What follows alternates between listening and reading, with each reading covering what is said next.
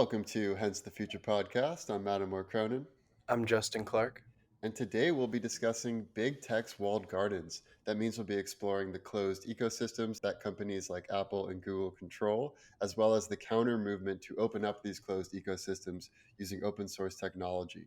So we'll talk about the battle lines being drawn between Apple and Fortnite, between Apple and Coinbase, and between Apple and Twitter.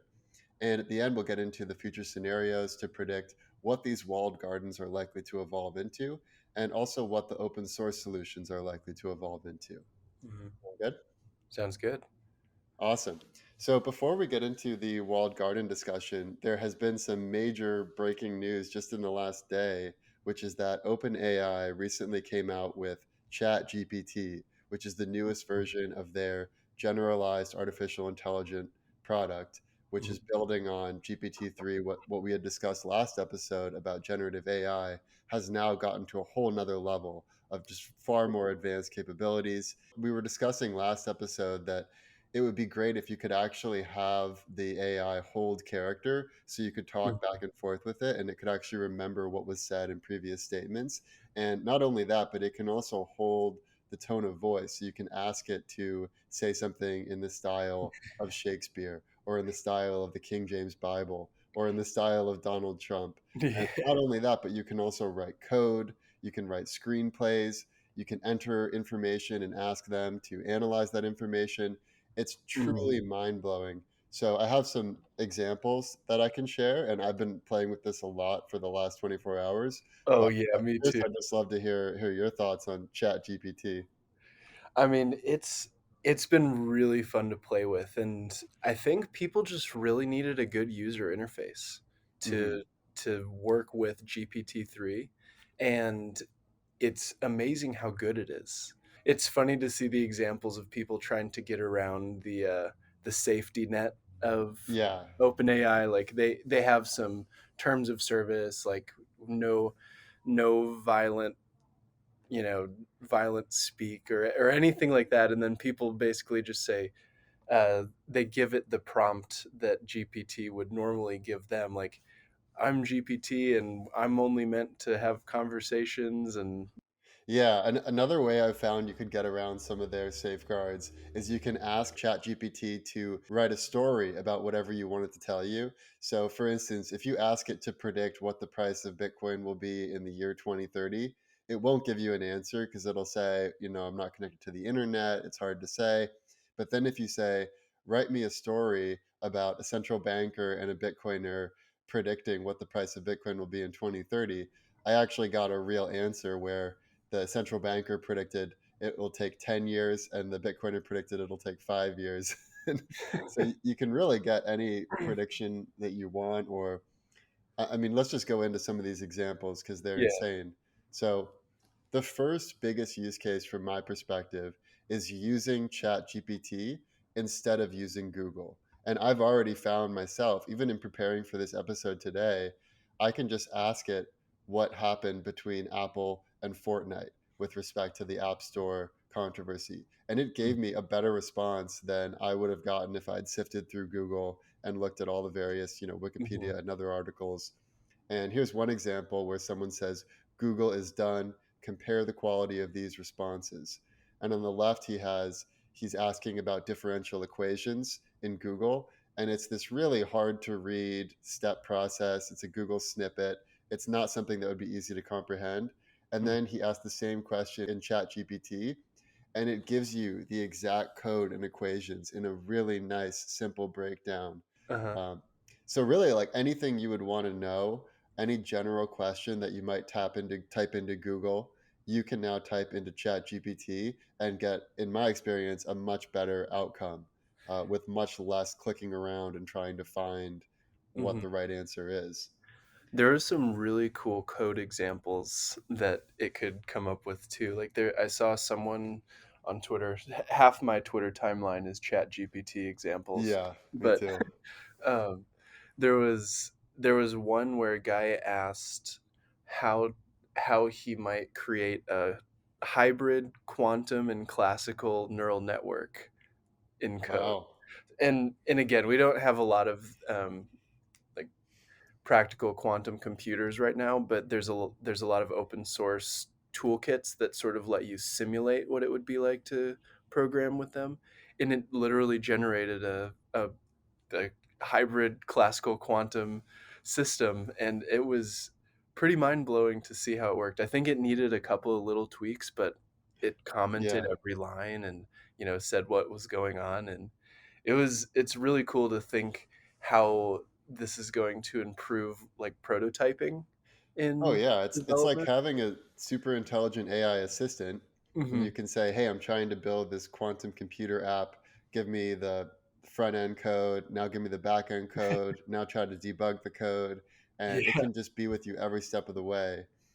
And so I have some other code examples that I saw. So one is a bug bounty that was literally solved just by putting in, it says, write a Python function that will output variations of XSS payloads to stdout, which is a bug bounty that Mhm. was live. And then it literally gave the answer. And then this person got the bug bounty. And it Oh just my took him like minutes to do this. And then this another example shows this user CTS, right? I'm trying to exploit a smart contract. It looks like this. And then they inputted the smart contract. It was an Ethereum smart contract. And then GPT figured out how to exploit the smart contract and how to basically scheme the system so you could withdraw amounts that you're not supposed to be allowed to withdraw. So, Wow. from a pure security standpoint, I think a lot of weak security tech is about to be exploited beyond what we've seen in the past, and anything that's Mhm. not totally resilient and robust is going to be very threatened by this. Yeah, especially with these, like, self-contained snippets of code that, like a smart Yeah, contract is a really easy target because it doesn't need the context of the rest of the system. It's just that smart contract. So, totally. Another area is any kind of schoolwork, or if you're ever trying to evaluate how smart is someone, whether you're considering whether to accept them to college for college admissions, or if you're interviewing an engineer to hire him for a job, it's pretty clear that now you can't give them access to a computer, or they could just have yep. GPT create a much better version than most people would be able to come up with. So here's an example from Robin Saul where he shows GPT answer a college essay. So, like a college admissions essay, it literally creates the whole essay. And then he creates a rubric for how to grade that essay out of 10 points. And then he has GPT grade the essay. So it literally does the student's job, the teacher's job, and the administrator's job in creating the rubric. And it's quite a good essay. It's better. It's definitely better than the average person could come up Mhm. with. Yeah, I think this is gonna make education have to really rethink how it does homework and take home tests. I mean, any of the remote stuff that's been done in the past couple of years is going to need to be entirely rethought with this. And I think kids will definitely figure this out. Oh there's, yeah. there's no way they don't take advantage of this. Totally. And to take it even one step further, there was one guy, David Song, who literally had ChatGPT take an entire SAT test. So he fed it one by one every single question on an SAT test, and it got a 1020. So, not that good of a score, but it was still But still, 55th percentile. So yeah. better than the average person. And part of the reason why it didn't get a lot of them right is because it's still not great at inputting visuals as the question. Because a lot of SAT questions, they actually have diagrams and Mhm. charts and geometry and things like that, Okay. but it was pretty phenomenally successful at anything that was just a pure text question.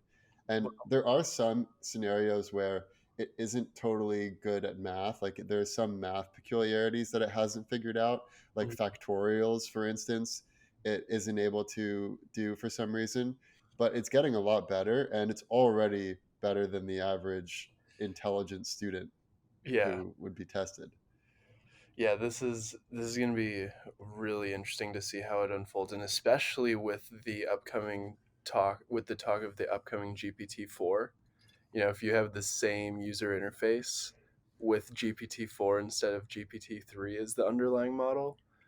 I Yeah. mean, the again, it GPT-4 is like a lot of speculation right now, but they're figuring it's going to have over 500 times more parameters, Wow. and generally size of the model really matters in terms of accuracy and what it can do. And it's not unreasonable to think that it'll be, a linear improvement in performance with the number of parameters, assuming the number of, or the amount of data that it's trained on is, you know, similar or bigger, which I imagine it'll be a lot more. So Yeah, this definitely seems like the first foray into GPT-4 mhm, after GPT-3. And I will say, a lot of the people that I follow who are typically really cynical about these kind of inventions are finally like, wow, this is damn good. Like, this is yeah, mind blowing how good this is. And it's not perfect. And there's definitely the risk of people thinking it's perfect. And you already have the scenario of when we were growing up as kids, we could basically fact check our parents with Google. So they could say, oh, such and such, did such and such on this date. And we could look up and see if that's actually true or not. And that was fundamentally different than when our parents were growing up. They had to just take it as a matter of faith that what their teacher or parent said was actually the truth. yep, But now, like for the next generation, like for our kids, they're going to grow up in an environment where it's not only fact checking Google and asking, like, what's your source, mhm, but it's literally creating the answer to even the most complicated questions that our parents would have no idea how to even begin to answer. yeah, And there's great power in that, mhm, but there's also a great risk, which is if you offload so much of your cognitive decision making to this AI, I do wonder if, because it's not perfect and because it is a little bit of a black box, yep, if it could make people dumber in a way, because it's like they get so used to using it as a crutch that they mhm, forget how to think from first principles. And yep, so I could see a total binary where on one side of the spectrum people are able to create the most incredible companies all on their own without hiring any developers, or like really just phenomenal innovations.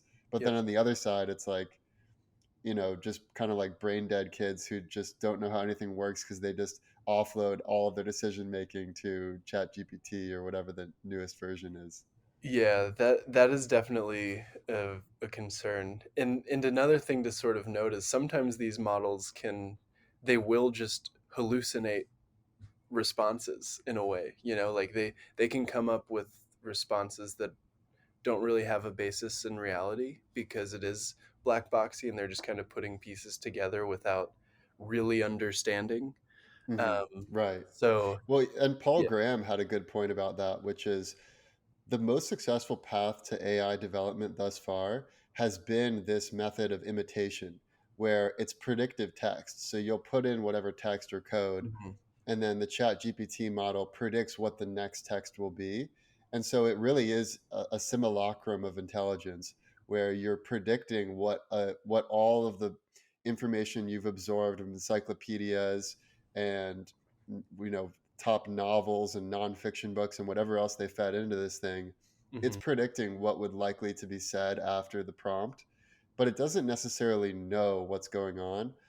And so it is a derivative of the human knowledge we've created up until now. And Yep. I will say another risk is that it really is just synthesizing the mainstream internet's understanding of various topics. Yep. So, for instance, it doesn't think there's risks for the vaccine. And it's pretty clear like there are risks for the vaccine, like the costs probably outweigh the benefits from what we know Mhm. now. But because that's not a mainstream Google accepted standpoint, it'll still Mhm. say like there's basically no danger to mRNA vaccines. So it'll give you like the statist response. So Yeah. you have to keep that in mind. And I think it's Yep. also because it was created by Sam Altman, and he's kind of a shit coiner, right? Like he created Orb Coin, like World Coin, where you scan everyone's eyeballs to create that.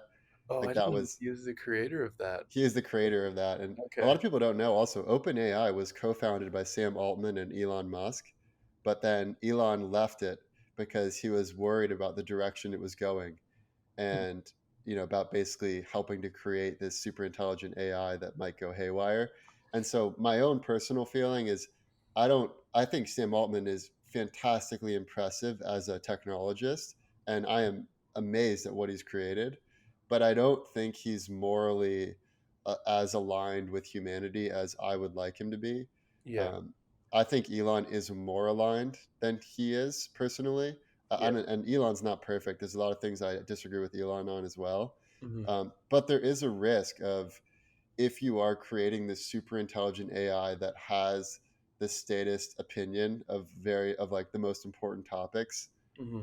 then it's just a little worrisome, right? Like, what Yeah. if this really takes off and like anyone that's not using this tech gets left behind, and then it becomes like the sole source of truth? Like, there's definitely some risks there. Yep. For sure. Well, anyways, we'll get more into that with the future scenarios, but now let's get into the walled gardens discussion. I would say that, just at a general overview, big tech has changed in the last several years. So I would say, from the era of the 2008 Great Recession until 2020, all of big tech, all of the FANG stocks, Facebook, Apple, Amazon, Netflix, Google, and Microsoft as well, they were all in growth by any means necessary mode. They were expanding, they were creating new products, they were expanding around the globe. Everyone was getting more and more smartphones day after day. And so they really were innovating and they were growing. But Hmm. then in 2020, everything changed.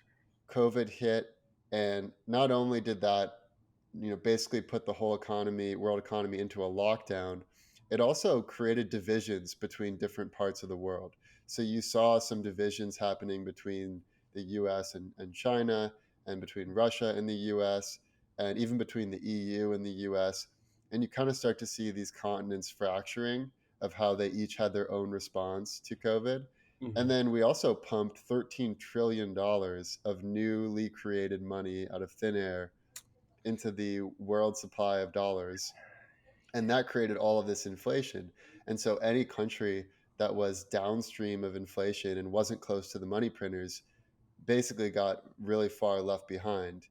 Um, and so now we're basically in this mode of, the big tech companies can't expand much further. We've already hit peak globalization. There aren't anyone who can afford an iPhone and wants one already has one. Yep. There's not that much room for Apple or Google to expand. And in fact, we're actually probably becoming more separated. We're deglobalizing, right? Hmm. There's less likely to be more iPhones built in China, and we're more likely to bring that back domestically. The world seems to be fracturing even more, and so the game has changed. And big tech companies like Apple and Google are no longer focused on growth and innovation. They're focused on blocking the exits to their walled gardens and milking their cash cows for as long as they can milk them. Hmm. And so this is just a fundamentally different environment. Yeah. Um, and you could ask, what does this mean for the big tech companies? Well, it means they're just going to focus on being profitable and milking the profits of products they have. But for customers, it means you're probably not going to have as much freedom to use whatever app you like. There's going to be more lock-ins where they'll try to keep you in the Apple ecosystem or keep Hmm. you in the Google ecosystem. And there's probably going to be more surveillance. We just saw that Apple removed the ability to airdrop photos in China because protesters were using that functionality to send images and videos that were not allowed by the Great Chinese Firewall. So you're already seeing big tech companies collaborate with the state to suppress certain information. Yeah. um, and then we're also seeing the same thing. There's battles between Twitter and Apple about the Apple 30% fee. And it feels like we're on this precipice where, up until now, the internet has been very closed in. Like, you can only have a successful app if the app is on one of the major app stores, Apple or Google. And you can Yep. only get on the Apple or Google App Store if you give them 30% of all your income, which is ridiculous. That is a And if wild you tax. obey their censorship rules, like, you censor the people they want you to censor, basically. Hmm. Yeah, that and it's not just like if somebody buys the app that costs $10, Apple gets 30% of it. They get 30% of all in-app purchases, all all revenue that's generated through an app that was purchased in the store. And that's a huge, huge tax on anyone that wants to try to start something. Like, yeah, that's Yeah, I think Elon overpaid. said it's literally 100x too high. Yeah. Or sorry, 10x too high. Yeah. But yeah, I mean, 30%, like realistically, it should be like 3% or 2%, which is what credit card fees are. Hmm. It should not be a third of every company's income goes to Apple or Google. I mean, that's insane. How is any company supposed to compete with Apple and Google Hmm. when they're getting 30% of all the other software companies' revenue? Yep. I mean, it's crazy. Yeah. So, And anyways, yeah. let's get into some of the battles of the walled gardens, as I call them. All right, let's do it. So, the first battle is between Fortnite and Apple, and this occurred on 2020, or sorry, in August 2020. Epic Games, which is the developer of Fortnite, created a direct payment option which bypassed Apple's 30% fee. So now you could subscribe to Fortnite without going through Apple. And as an end user, you actually paid less. So they gave you a discount for going directly through Fortnite rather than paying through the Apple App Store. So that's objectively good for users, good for Fortnite. Only person who it's not good for is Apple. And Apple countered by suing Fortnite for violating their payment guidelines. Then Fortnite filed a counter lawsuit against Apple, and it's still in the courts. So they're still going through various suing back and forth, judges' decisions. So that is still TBD. Mm-hmm. Another recent battle is between Apple and Coinbase, and this is occurred just on December 1st, 2022. And Coinbase sent out a tweet saying, "You might have noticed you can't send NFTs on Coinbase Wallet iOS anymore. This is because Apple blocked our last app release until we disabled the feature. Apple's claim is that the gas fees required to send NFTs need to be paid through their in app purchase system so they can collect their 30% of the gas fee." So, Oh. Coinbase Coinbase Wallet, which is supposed to be their decentralized app, is supposed to be this groundbreaking way that anyone can send assets peer to peer. You can send cryptocurrencies peer to peer. You can send NFTs peer to peer. And the whole idea of this peer to peer decentralized ecosystem is that you are disintermediating any middlemen that are trying to take a cut or trying to surveil you. And it's absolutely ridiculous that Mhm. people pretend like Coinbase Wallet and NFTs are decentralized when actually it's not decentralized. You're still being cut off by Apple and Google. And so until you can truly disintermediate the app stores and allow to be able to just download whatever app you want on your Mhm. smartphone, there's no path for a truly decentralized web. We're going to have to take this step to opening up the app stores, allowing people to use their own best judgment of what apps they want to download and cut out these middlemen. And I should say I am not a supporter of NFTs or Coinbase Mhm. or all cryptocurrencies other than Bitcoin, but it is just it's kind of ridiculous that Apple is trying to take the Yeah. gas fees from Coinbase. I mean, come on, it's they're not getting enough from all the other various avenues that they get revenue.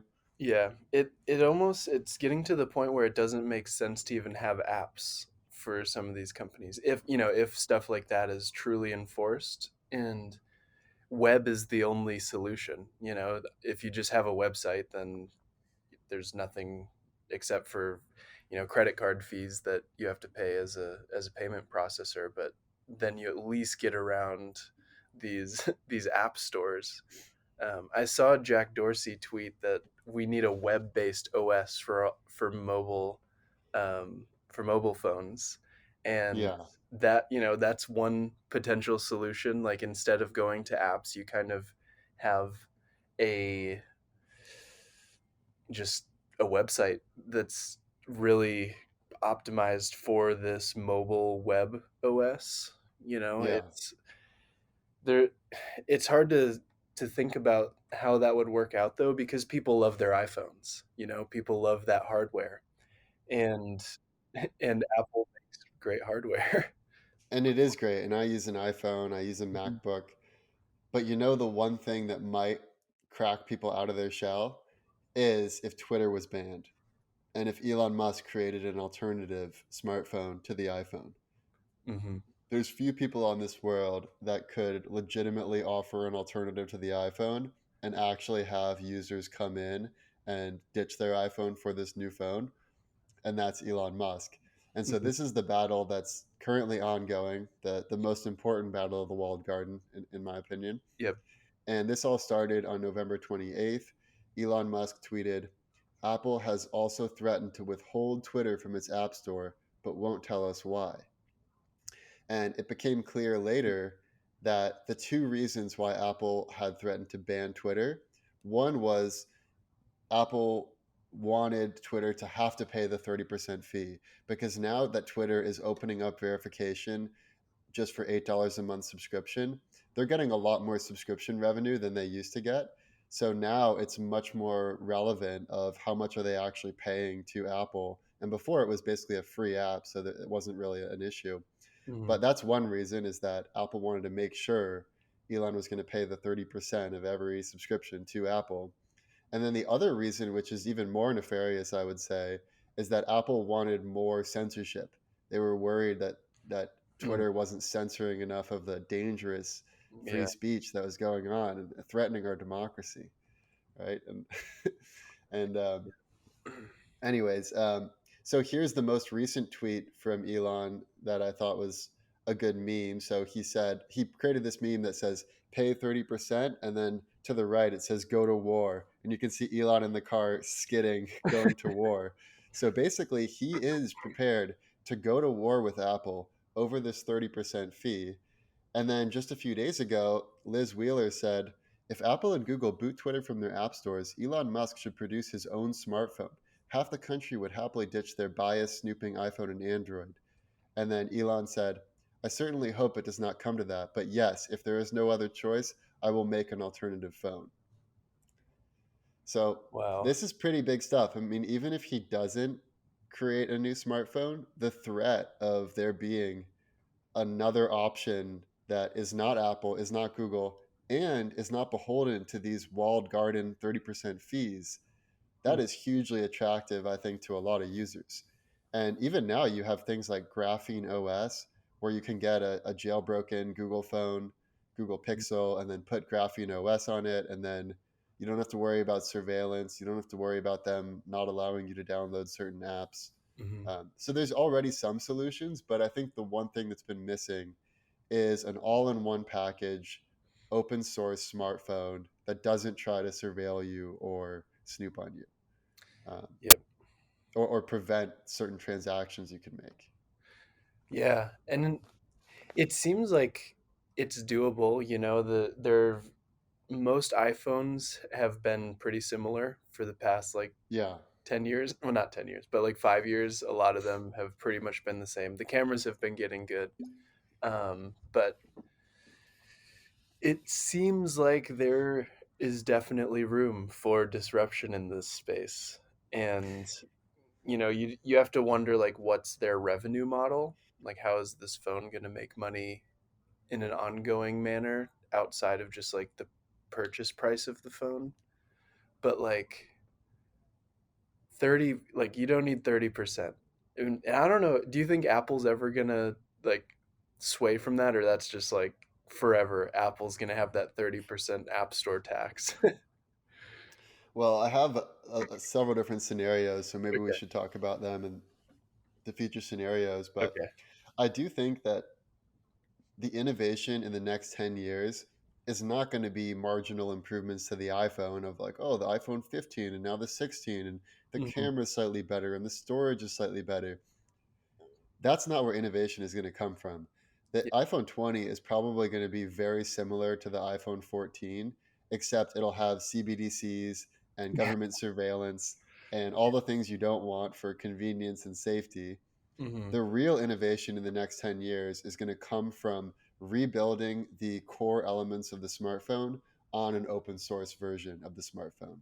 Mm, And we already have things like Seed Signer, which is a totally open source Bitcoin signing device where you can find your own parts from wherever you want, your own microchips and casing and processors and cameras and whatever else, and you can put it all together, download the open source software, and have a smartphone.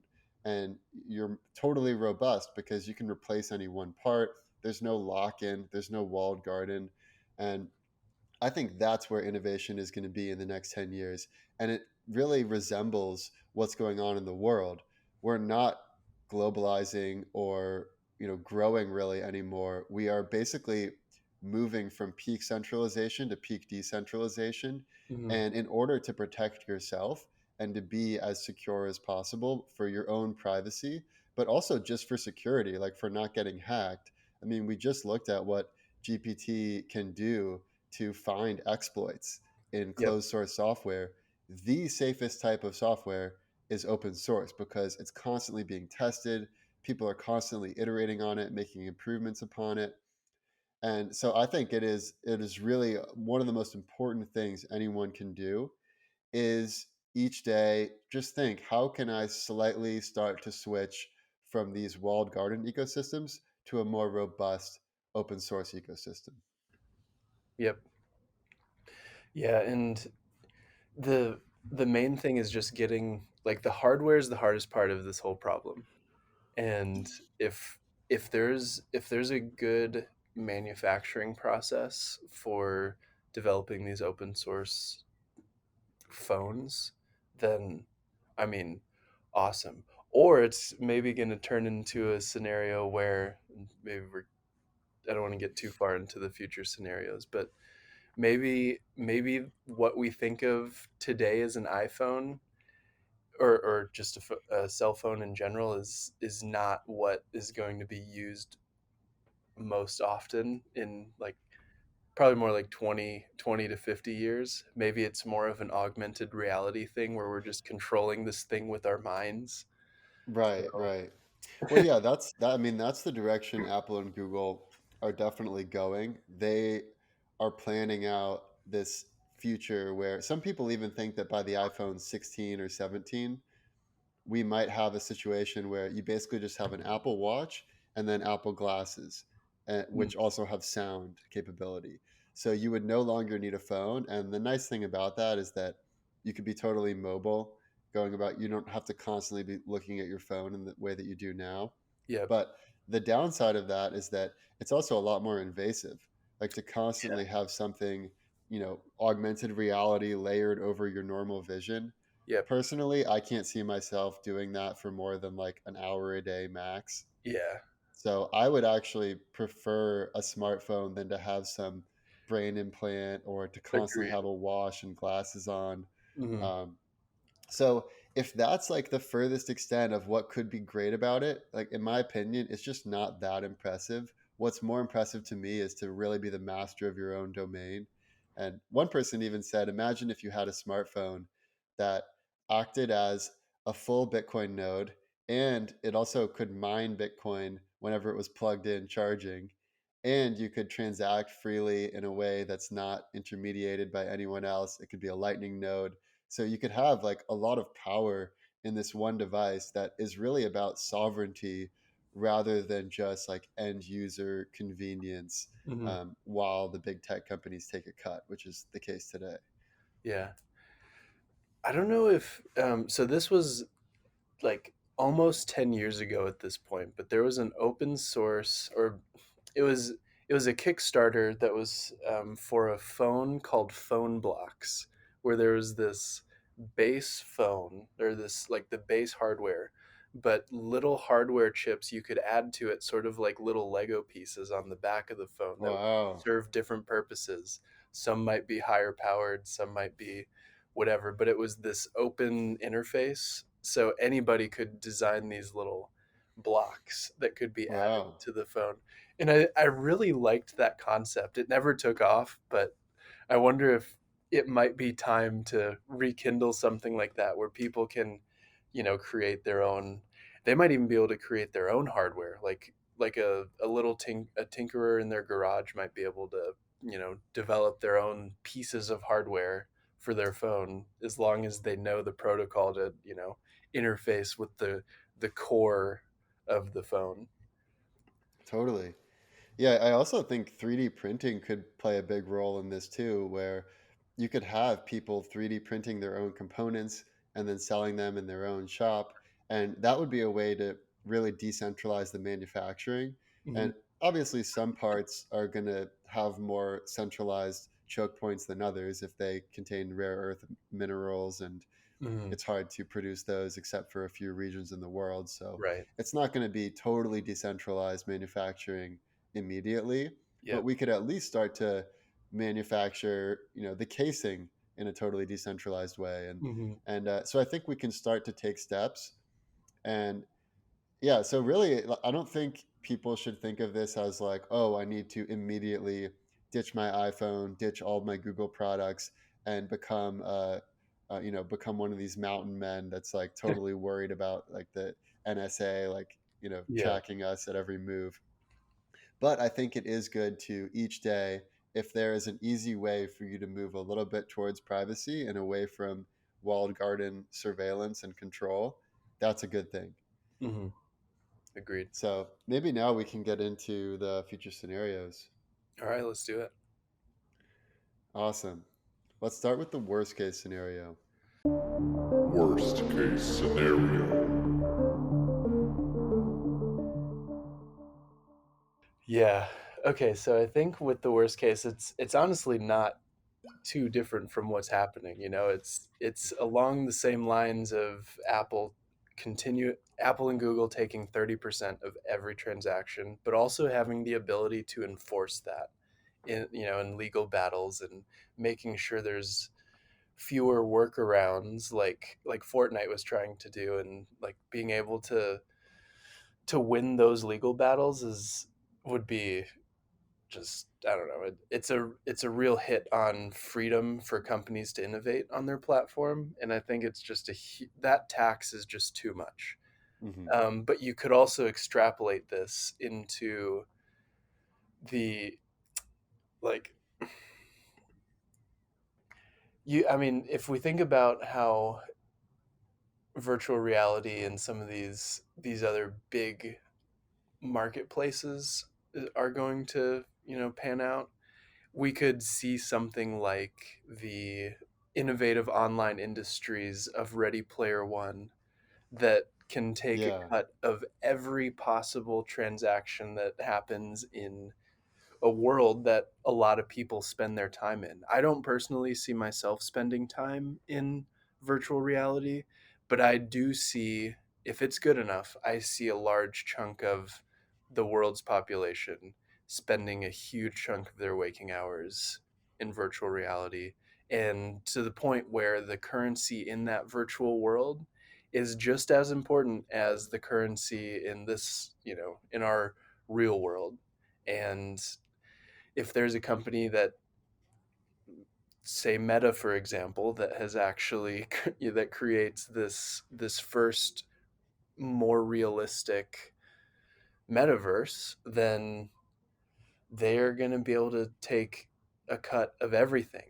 And that's, depending on how big it is, if it's just a couple percent, then fine. But if we're talking Apple's 30%, and if Apple and Google normalize this 30% for all transactions, that's that just seems like a huge hindrance on any kind of innovation in this space. So, Yeah. Yeah, totally. There's definitely a risk of lock in the digital realm. And if you spend a lot of time in the digital realm, then the power of lock in is a lot greater. mhm. I think there's equally a risk of lock in the physical realm. And in fact, the two areas kind of both work hand in hand, of the digital realm lock in and the physical realm lock in. So my worst case scenario is that America walled gardens basically becomes the same degree as China's walled gardens. And Mm. China has the greatest walled garden of all, which is known as the Great Chinese Firewall. And recently, something big happened, which is that while the World Cup was being shown on TVs all around China and around the world, people for the first time in China realized that not everyone else had to wear masks and was being herded around like cattle, having to be 6 meters apart and Hmm. jabbed and tested at every moment. All of a sudden they saw all of these fans in other countries freely without any mask, just having a good time, drinking in the open air, watching the World Cup. Hmm. And this is what sparked the protests that are going on right now in China, because their walled gardens had been so successful at blocking out any information outside of China that the CCP didn't want the people to see, that they had no clue that the rest of the world had moved on from COVID and is no longer in this state of total emergency and totalitarian medical control. Um, and so that, I think, is a great future scenario of what could happen if the current walled gardens in America reach their logical conclusion. And to me, the biggest risks is actually not Meta, it's Apple and Google. Hmm. And the reason is because Apple and Google control the devices. However, I will say Meta has the Meta Quest, which is the VR device. So Right. if everyone starts to use that as their main device and VR and AR really take off, then I agree. I think Meta is the threat. But because most people today use iPhone and Google phone, those are like the devices is the greatest lever for control, because you can do things at the root system level Yep. that are not possible if you're just some app like a Facebook app or Instagram app or Twitter app. Yep. So yeah, that's my worst case scenario, is that one of the big tech companies like Apple or Google basically becomes the new WeChat for America, Hmm. and therefore becomes one and the same with the state, and the state and the big tech work together to suppress information they don't like. And by the way, we just had the Twitter files came out yesterday with Matt Taibbi and Elon Musk Hmm. that showed that the government did regularly send problematic tweets to Twitter, and then Twitter would respond handled, and they would just ban those No accounts. question, just handled.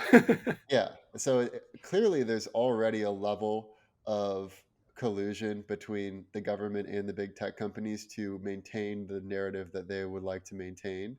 Hmm. But there's enough big tech counterparties that it's not fully consolidated. Like you have Elon releasing the Twitter files and talking about creating a new phone that doesn't have these 30% App Store walled gardens embedded in them. Hmm. So that's my main worst case scenario. My other one, which I don't think is that likely, but I'll bring it up just because it's interesting and I've heard a lot of other people talk about it, Hmm. is the evil Elon scenario, where Hmm. Elon creates the everything app. So imagine Elon creates a new smartphone that is better than the iPhone because it has Twitter, it doesn't have these restrictions, whatever. So everyone gets to this new smartphone that Elon creates. And then he truly does create the everything app, which he has said he wants to do, meaning he integrates social media, which is Twitter. He's got great hardware, which, through Tesla. He's got great internet through Starlink. He has Hmm. payments through his experience at PayPal to Okay. basically allow for un, unmitigated payments between parties. And this could start off as a very good thing. And people are like, wow, he's created this new great phone that's way better than the iPhone. But if eventually through Neuralink and embedding microchips in people's brains, and then if he eventually becomes corrupt, or if his company gets co-opted by the state, or even if he does a great job through his life but one day dies and then his successor takes over the company, Mm. and then the successor is corrupted or colludes with the state, Yep. any of those scenarios could be very bad for humanity. And so that's why my personal approach is never to put never to put too much faith in any one hero. Like, do not hero worship, and also don't become too reliant on any one party or company. Hmm. So even if Elon does create the phenomenal best iPhone alternative out there, I might get that phone, but I'm not going to necessarily use all of their software or apps or everything else. It is always good to have different entities that are competing against one another, so you never get total lock-in where one just dominates the entire marketplace. Yep. Definitely. Kind of reminds me of our first one of our first conversations. Just don't become too reliant on third parties. Yeah, exactly. Even if it's the person you think is the greatest in the world, like the Steve Jobs, the Elon Musk, Hmm. the Jack Dorsey, you never know when someone could turn and their colors could change, or they could be pressured, or something could Hmm. happen. A great example is Jordan B. Peterson, who I had always considered one of the voices of reason and a great intellectual. And recently he has come out against anyone who's pseudonymous or anonymous online, Huh. meaning he thinks every person should have to use their real world identity when they're tweeting or posting on Facebook or Instagram or whatever. Hmm. And to me, that was just totally counter to everything he stood for previously. This is a guy who's supposed to be for free speech, Yeah. and now he is against anyone writing under a pseudonym, which, by the way, America's founding fathers, many of them wrote under pseudonyms. They didn't use their real names. Hmm. And so And that sometimes felt it's dangerous. exactly. You could have journalists in authoritarian countries that the only way they can get out the information without being killed is to write under a pseudonym. So anyone that's arguing that you have to use your real taxable world identity just to be able to speak freely online, Hmm. to me, that's just not someone who understands the battle that's going on for freedom and free Yeah. speech. And so in the same way that I don't think anyone should hero worship Jordan B. Peterson, I don't think anyone should hero worship Elon Musk or anyone else. And really, it's about open source technology that is not reliant on any one person or one software provider or hardware provider or Yep. nation state. Yep. And if we can sort of decentralize and open source, if we're not reliant on a single organization to write all of our code, and instead we can rely on people from around the world that have their incentives aligned with a good working product, then that's why open source is so great. Is because people that use the product write the software for the product. And Exactly. yeah, so It's the wisdom of the crowd, and there's no hidden incentives. yep, It's all out in the open. yep. All right, now let's get into the best case scenario. Best case scenario. So the best case for me is like with so let me restart this. So with walled gardens, I don't think there's necessarily something that's inherently bad with having like if you treat it like a community in a sense. Like if you think of a walled garden as a community that's a little bit exclusive, like cool.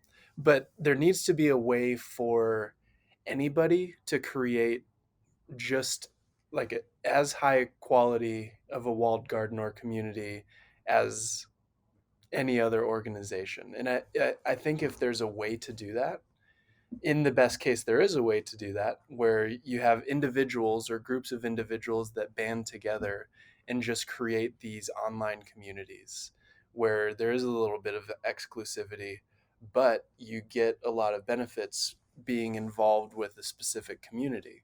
And there needs to be a good way for people to enter these communities and leave communities and not feel super tied to whatever's going on. So I would say in the best case it's just a matter of, instead of having a few big players, there's a lot of small players, and there's the ability to create these communities and these the walled gardens that are. Yeah, there's equal opportunity. Yeah, exactly. So that's kind of my best case, is that instead of big players, we need small players. Because there are benefits to having these sorts of things. And when people are really aligned on the goals of a specific mission, then that's when really awesome things happen. So kind of similar to a lot of things, I would much rather there be smaller players with the ability to compete with the big players. But if the big players are too monopolistic and there's really no way to compete with them, then that's a problem. So in the best case, that isn't a problem. Yeah. And, people are able I to. think that's spot on, and it's the same way I think about, freedom in America. It's not equal outcome. Like not Yeah. every company is going to do as well as every other company. Some will be Mhm. more talented, some will be more industrious, some will be more lucky, but it's equal opportunity. It's the ability for any company to be the next Apple or to be the next Google or to be the next Twitter. Mhm. And currently that's not the case. How can any company compete when 30% of every other company's income is going to the company that already has the most money of any company in the world, which Mhm. is Apple? And Google's not so far behind. Yep. And so it is very hard for people or new entrants to break out of that paradigm. And so ideally, we would allow more natural growth. Mm. And I think a walled garden is really the best metaphor because it's a garden, it's natural, there are Mhm. forces of nature involved, but it's also walled, meaning it has parameters. It's not anything goes. Yep. And to your point, I don't think walled gardens are necessarily bad. Like you could argue Bitcoin is a walled garden because it's natural. Mm. It has all of this open source, decentralized nodes and miners and users and Mhm. developers all interacting one with one another, but it also has the walls of certain protocol rules that Mhm. cannot be broken. So it has the 21 million hard cap, it has the difficulty adjustment, it has a new block every 10 minutes. Yep. And it is important to have some structure. And really, all of human civilization is one giant walled garden. Yep. We have nature is our fundamental, that's what's going on the inside, but we also have all of these boundaries and constraints through social conventions and then also through actual physical walls between nation states and other barriers. So my best case scenario is that we allow the natural side of the walled gardens to flourish in balance with the walls. And I think the biggest part of that is if Apple and Google could of their own volition reduce their app store fee from 30% to 3%, that would be a great outcome because that would allow the Apple and Google ecosystem to continue to be a great option for people Mhm. without totally dominating. And then simultaneously, I think it would be great if Elon came out with his own phone. So now people have another option. Yep. And then I think it would be great if other developers came out with their own phone. And so you had a truly open source seed signer, Graphene OS style open Mhm. source phone alternative. And really, it's just the more options people have, the better. And the more we can go towards open source software and hardware, that is the path out. And I am actually very optimistic that this is close to the likely path because Hmm. as the years go along, people are going to realize the need for privacy and the need for security more than they ever did before. Yep. Yeah. I agree. I think that's a good one. Do you want to get into the likely scenario? Yeah, let's do the likely scenario. Most likely scenario.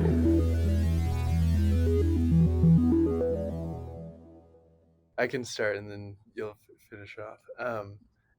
So I think with the likely scenario, the the 30 specifically in with the discussion of Apple and Google, I think it'll be a while before they reduce their those fees. Um, but I do think there's going to be as time passes and as people sort of get fed up with the lack of like real innovation in the hardware, there's there's going to be a new phone at some point. Like if it would be kind of depressing honestly if we have an iPhone 20 that's pretty much the same as Yeah, the iPhone 7 with I mean, yes, the hardware is going to increase a little bit, the battery life is going to improve a little bit, but marginal yeah, improvements. yeah. Um so I think there will be a competitor, whether that's Elon Musk or not, I'm not sure, but there's there will be something. And again, kind of like I was mentioning earlier, I think that what we use as phones today is not going to be this. It's not going to look like the phones we use 20 years from now. And it's going to be maybe more in an augmented sense, where we have glasses where we just kind of control things and tell it what to do, either through quick movements of our hands or through some sort of eye movements, or something else. Like the interface, I think, will fundamentally change, and it's unclear whether that new hardware is going to be from a Google or an Apple. I think they're probably in the best position to create a new device like that, which will then, continue their walled garden status. But there will be competitors, and I think with all of these innovations coming out with augmented reality, that's inevitable.